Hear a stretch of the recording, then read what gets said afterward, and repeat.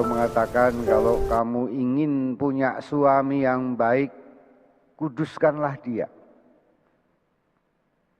dari semua dosa dan godaan kuasa kegelapan.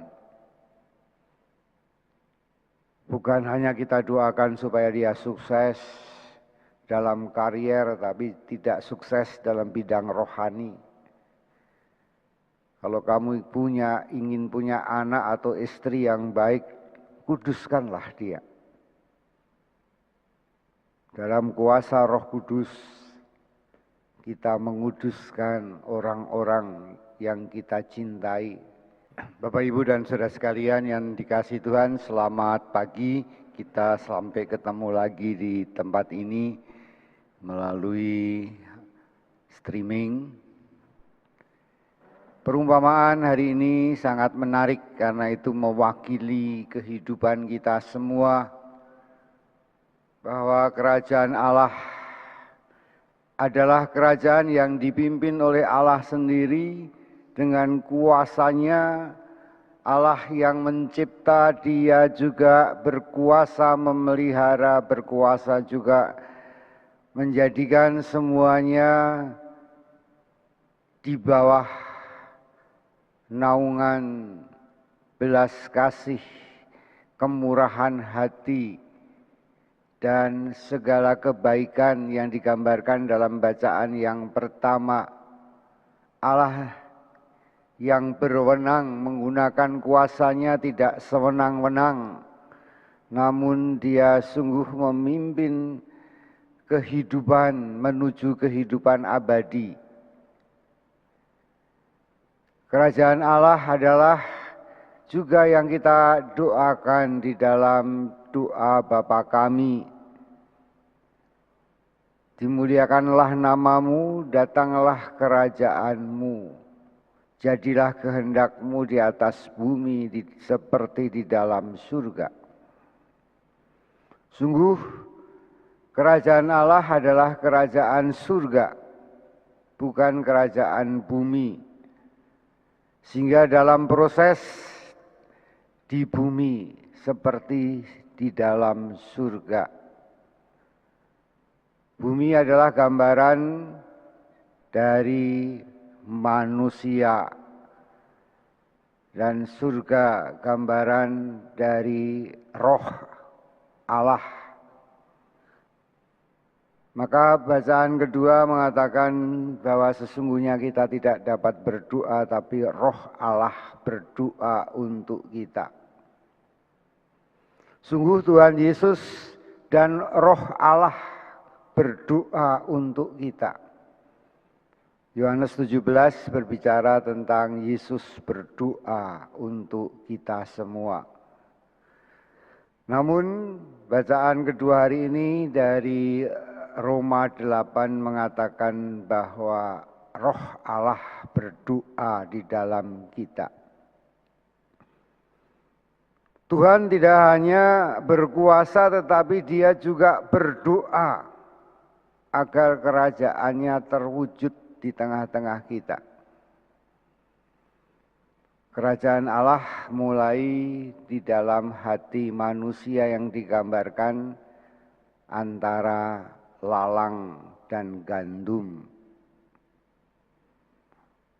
Berebutlah akar alang-alang dan gandum. Kelihatannya gandum dan ilalang tumbuh bersama-sama. Tapi lihatlah akar di dalamnya saling berebut untuk mengalahkan, saling berebut untuk hidup. Dan itu gambaran dari kita semua. Gambaran kita semua bahwa ada pergulatan antara kebaikan dan kejahatan di dalam hidup manusia. Sehingga Didik yang ambyar itu mengutip menjadi ditandur pari tapi cukule suket teki. Anda tahu lagu itu. Yang ditanam adalah kebaikan tetapi yang muncul adalah kejahatan. Dan itulah pekerjaan dari si jahat di dalam diri kita. Seringkali kita bergulat di antara kebaikan dan kejahatan. Setiap kali Anda mau mengambil keputusan-keputusan, seringkali muncul niat-niat yang baik, tapi di antaranya kemudian muncul juga niat-niat yang tidak baik. Betapa banyak kepahitan dalam dunia ini, sehingga kita menyadari ada benih kemarahan yang berkembang menjadi dendam dan benci, iri hati menjadi permusuhan, kesepian menjadi cemburu dan hawa nafsu, kekecewaan menjadi keputusasaan, dan semua bisa menjadi benih-benih pembunuhan yang berakhir dengan kematian. Tapi juga ada benih kebaikan dalam diri kita, harapan-harapan, kesabaran, kemurahan hati, belas kasih, cinta, pengampunan, dan segala niat-niat baik kita. Allah pertama-tama memeraja di dalam hidup dan hati kita, dalam pikiran dan perasaan kita. Agar kita semakin hari semakin berkembang menjadi kudus. Dalam kekudusan itu ada semua kasih, kemurahan hati, pengampunan, cinta. Sungguh-sungguh kerajaan Allah adalah kerajaan para kudus. Karena itu dalam bacaan kedua dikatakan, dan Roh Allah itu berdoa untuk para kudus. Bayangkanlah kalau di dalam bumi ini penuh dengan orang-orang kudus, orang-orang yang suci. Tidak hanya suci dari virus, mencuci, pakai masker, mengambil jarak, tapi suci juga hati. Tidak ada yang korupsi, tidak ada yang berniat jahat, merencanakan kejahatan, mau mencari kekuasaan demi uang, bahkan mengatasnamakan agama demi kepentingan perut, sehingga banyak orang-orang yang menyiarkan agama dengan menipu. Dan ini menurut saya sangat menyedihkan. Inilah ilalang-ilalang. Tuhan menghendaki agar yang tumbuh gandum, yang tumbuh padi, tapi yang muncul adalah ilalang dan suket teki. Dan inilah panggilan kita masing-masing, marilah kita mengalahkan ilalang dan suket teki itu. Mungkin kalau Tuhan Yesus hidup di Indonesia, dia mengambil perumpamaan padi dan suket teki. Bahwa untuk membangun kerajaan Allah perlu perjuangan di dalam diri kita masing-masing. Berjuang untuk mengalahkan akar-akar kejahatan dengan kebaikan. Menjadi padi, menjadi gandum adalah menjadi berguna karena memberi makan kepada kehidupan. Dan disinilah kita semua diajak untuk menjadi padi dan gandum. Sehingga kehadiran kita adalah kehadiran sukacita, harapan yang memberi kita kemenangan akan kehidupan yang kekal. Maka berdoalah kita bersama untuk kerajaan Allah. Bukan untuk kepentingan dunia seperti Tuhan Yesus sendiri mengatakan dalam Yohanes 17 ayat 9, aku berdoa untuk mereka, bukan untuk dunia aku berdoa, tetapi untuk mereka yang telah Engkau berikan kepadaku, sebab mereka adalah milik-Mu ya Allah Bapa. Jadi kalau berdoa bukan untuk kepentingan-kepentingan pribadi kita, untuk kedagingan kita, tetapi marilah kita berdoa juga untuk keselamatan dunia, untuk kehidupan kekal.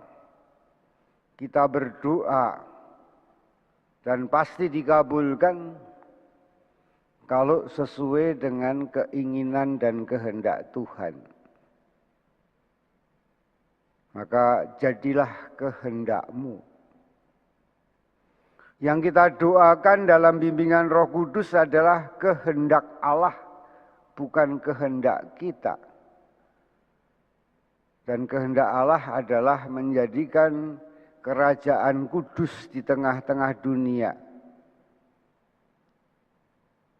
Kita bersyukur bahwa kita boleh mengambil bagian dari kuasa Allah di dalam pemerintahan Allah, bahwa dalam doa-doa kita adalah doa-doa yang penuh dengan kuasa. Kalau kita sungguh melakukan dan mendoakan apa yang dikehendaki oleh Roh, menjadikan semua baik, menjadikan semua indah, menjadikan semua kudus. Tujuan utama dari doa adalah pengudusan dunia, pengampunan atas dosa-dosa, pengudusan atas kuasa dosa, pengudusan atas kuasa-kuasa setan yang masuk melalui benih-benih ilalang, benih-benih kecemburuan, benih-benih iri hati, benih-benih kekecewaan, benih-benih kemarahan, dan seterusnya. Tapi mari kita menumbuhkan benih-benih gandum dalam diri kita. Kita memohon rahmat untuk semua kebaikan, kesabaran, kemurahan hati, kelemah lembutan, pengampunan. Tanpa rahmat Tuhan, kita seringkali lemah menghadapi ilalang di dalam diri kita. Maka marilah kita juga berdoa bagi para pendosa, agar mereka diberi karunia pertobatan. Kita berdoa untuk para penipu dan pembohong yang mengatasnamakan agama apapun, agar mereka bertobat sungguh-sungguh, agar mereka tidak menanamkan ilalang-ilalang dalam hati orang. Marilah kita juga berdoa untuk pengudusan. Saya selalu mengatakan, kalau kamu ingin punya suami yang baik, kuduskanlah dia dari semua dosa dan godaan kuasa kegelapan. Bukan hanya kita doakan supaya dia sukses dalam karier, tapi tidak sukses dalam bidang rohani. Kalau kamu ingin punya anak atau istri yang baik, kuduskanlah dia. Dalam kuasa Roh Kudus, kita menguduskan orang-orang yang kita cintai. Dan jangan lupa, marilah kita menguduskan tanah air kita Indonesia. Bahkan kita berdoa untuk pengudusan dunia. Bukan saja untuk berhenti dari virus C-19. Tetapi ada virus yang lebih jahat daripada C-19.